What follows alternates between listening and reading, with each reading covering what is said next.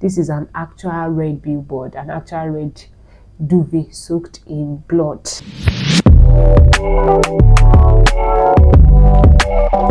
Hey guys, welcome back to my YouTube channel. My name is Esther, and today I'm reviewing a movie titled Last to Marry. You can see this movie on Nigerian TV on YouTube. The movie is educative, is educative. It's a Christian movie, and it was released on, I think, on Valentine's Day or Valentine's Week. I'm not really sure because I saw the movie during the past week, and I'm like, no, I must review this movie. The cast in the movie, we had the main cast in the movie was Oloyede Juliana. Her character in the movie is Abidemi. We have Babatunde Alex. We have Ifeanyi Kalu that played the role of TJ. We have Amata. We have Juliana. She played the role of the counselor, and we have Valerie. In this movie, Abidemi was a 33-year-old lady who has not been married, who is not married actually, and she was under a lot of pressure. The first scene showed when, there's this popular show that we have now that people burst balloons. So that was like the first scene. It was a dream in the scene where all the guys rejected her. Some people said she was old. Like, why would she be single and own a house? Why would she be 33 and be a virgin? If she wants to lie, she can come up with a different kind of lie. And then she woke up to that dream, and she was really, really worried, and she received a call from her mom talking about how she was supposed to be married and why she's still single and she should get married. So in a nutshell, she was under so much pressure. She was under a lot of pressure. Like, I had to sigh because I can relate. Like, to that movie, I can totally relate. I had to shed a tear in the movie because it was a lot for me. And she liked one of her colleagues named Babatunde Alex, BA in the movie, Babatunde Alex. And she was hoping that they would be together, not knowing that that BA already had a girlfriend. She was even planning on how to tell him how she felt about him. Like, she wanted to ask him out. She already planned everything, how it was going to be. She went to meet him in the office to tell him, like, I have something to tell you. So the guy was actually thinking it was going to be about a business, because anytime she comes like that to talk about like something serious, is about maybe a business. And when she got to his office, before she was able to have that conversation, another colleague came in, and BA was actually just engaged to Valerie. They were girlfriend and they were getting married. She had to lie to cover up that the news she came to broke was that she was also getting married, and they were happy for her. And she came back that day and she cried, like, God, why will I be a good girl all these years? Why will I serve you all these years? And why is my life different? Why is like marriage even worked for people that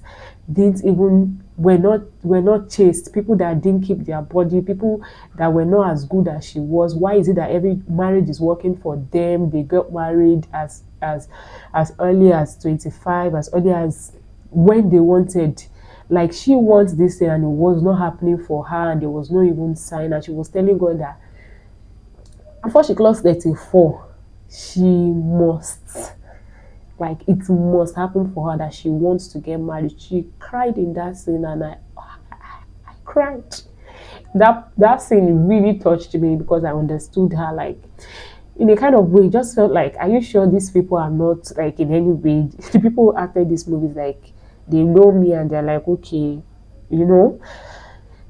After that scene, she was like, before she clocks 34, she was going to be married. And you need to see this movie to understand what I'm saying. And she met a neighbor who wanted to take the upstairs of, she was living in a house, and the upstairs, the neighbor she was actually a lawyer. Yeah. So she a neighbor who wanted to take the building, um they got introduced to themselves, and along the line they started talking, they started having conversation. The guy was like, I don't take no for an answer. His name is Amata in the movie. He doesn't take no for an answer, and they later became an item. They started dating, and from day one, that guy was an actual red billboard. It was an actual red flag. The guy made her feel like it was a favor. Dating her, being with her was a favor. It was this Christian guy she was looking for, a God fearing guy. He was a Christian guy. They prayed together, they had maybe read Bibles together and have good conversations together. And the guy was the guy that wanted her to be chased because they didn't talk about they wanting to have sex. So it was the kind of guy that she was praying for, allegedly. At the end of the day, this guy was a no-no. The guy started hitting her. The guy started making it look like, I'm not supposed to date you if not because of what God told me. God said you would be my wife. And the fact that she was desperate did not let her see these red flags. She would I say she didn't see it, or she just tried to shove it off that maybe I can change him. I can manage these red flags. Because for somebody in her caliber who was a lawyer and well educated, I felt like those are things that she would not even allow to pass, those kind of attitude and behavior. But she just let it slide, and I don't feel like the guy proposed to her, and the proposal is the worst proposal I've seen in my entire life. Since my entire existence, I've not seen that kind of proposal before. Like, the guy was like, I'm doing this because God said you are my wife. The way he just put everything was so disgusting. I think I have to put the video clip down there, and he was like, here is the ring, take it. And he just left. I'm like, okay, wow. She also had this guy, TJ, who was her secondary school. They knew each other from secondary school, and the guy always liked her, has always liked her, yeah, actually.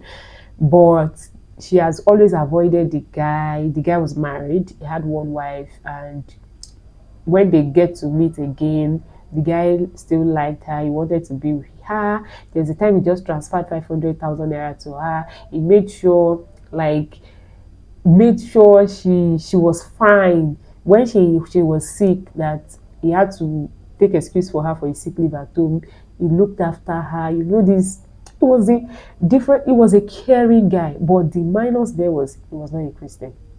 He was not a believer, and he didn't see anything wrong having a second wife. And she was even already thinking that the second wife thing was, I think it's fine because this is everything I'm looking for in a guy. Maybe I can be his second wife.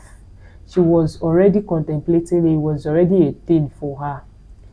Till later she went to meet a counselor, Laju Iren in the movie. She was the counselor in the movie, and he was telling her, like, because of marriage, you're not going to, what's your purpose in life? Like, what do you actually want to do? What was that thing that you have been aspiring to do? So the rest of your life, you want to live it like trying just to manage a relationship. So you cannot be happy except you are married. You cannot find happiness in yourself except you get married. He spoke to her at length, and she called these two guys and ended things with them. She was not in a relationship actually with TJ, but she tried to explain to him that we cannot be in this relationship. And to Amata, she rejected his proposal. Like, I was even praying that we were, please don't end up with this guy, because if you do, this is an actual red billboard, an actual red duvet soaked in blood.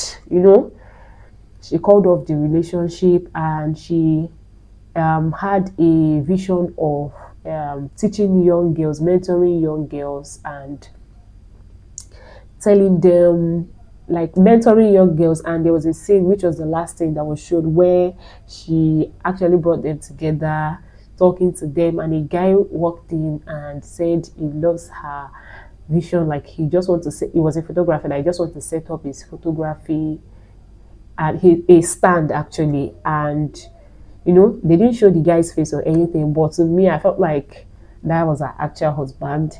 Why fulfilling purpose you will meet your person? That was what I learned in that scene. Like, you don't have to be desperate, number one. Like, I know it's really hard. It is very hard. It is waiting is the hardest thing in this life. For anybody waiting unto God for anything, I pray in the name of Jesus that it comes speedily, it comes fast in the name of Jesus. While waiting, what are you doing? Are you just sulking? Are you just weeping? Are you just wailing? Why are you finding happiness in what you're doing currently? What are you doing to fulfill purpose? If that thing doesn't come for you, would that be the end of the world? Would that mean that you'll be rendered useless because that thing you are looking for didn't happen for you? I learned that while waiting, make sure you fulfill purpose. Make sure that you are not just idle doing anything. And number two, don't be desperate, because at the end of the day, she's 33. She ended up marrying the red billboard guy at 34. By the time she's like 35, 1 year or 2 years into the marriage, she's frustrated, she's tired. That's when she'll start saying, God, this is not what I asked for. Just 2 years. I'm not sure in that kind of relationship she could be able to spend 5 years. Like, now you waited 33 years. By the time you are 36, 37, you are tired of the marriage that you got into out of desperation. And parents should always understand their children instead of putting pressure on them. It's not their fault. I don't understand. Will she carry banner and put on her head and say, you must marry me? Oh? It doesn't work like that. And the fact that parents know that it doesn't even work like that, what you used to encourage your children is by praying for them. Pray for them that they meet the right person, they meet their right partner. Just pray for them. And we should not be desperate, because desperation leads to so many things. At the end of it, leads to regret. That's just the word. It leads to regret at the end of the day. While being single and waiting unto God for marriage or waiting unto God for anything, find something doing. Don't just be idle. You should see this movie on Nigerian TV on YouTube. It's educative, it's transforming, it's a Christian movie, it's just everything. Thank you guys for what do you think about what lesson did you learn in the movie? I would like to hear your thoughts about what you learned in the movie, and what of that movie would you like me to review on this channel. To me, that movie is a 10/10 for me, because it had all the lessons I needed in that movie. And the first scene was really annoying to me for all those. I actually hate that show where people bust balloon. I hate the show so much. Like, I don't dislike it, I hate the show, because you just come and demean people, you say demeaning words to them, not like you are not even up to their class or the normal day, you're not up to their standard. Just because somebody shows up because she's single or something, you just have one nonsense to say. I'm sorry to use that word. You just have something to say, and it's really, really, really bad. So guys, thank you guys for staying. If you are watching my video up till now, you're the bomb, and you're my number one fan. No, you're my number one family, actually. So do well to like, subscribe, share my video. Till when next I review another movie. My name is Esther, the Star Girl. Bye. Mwah. I love you, right? Bye.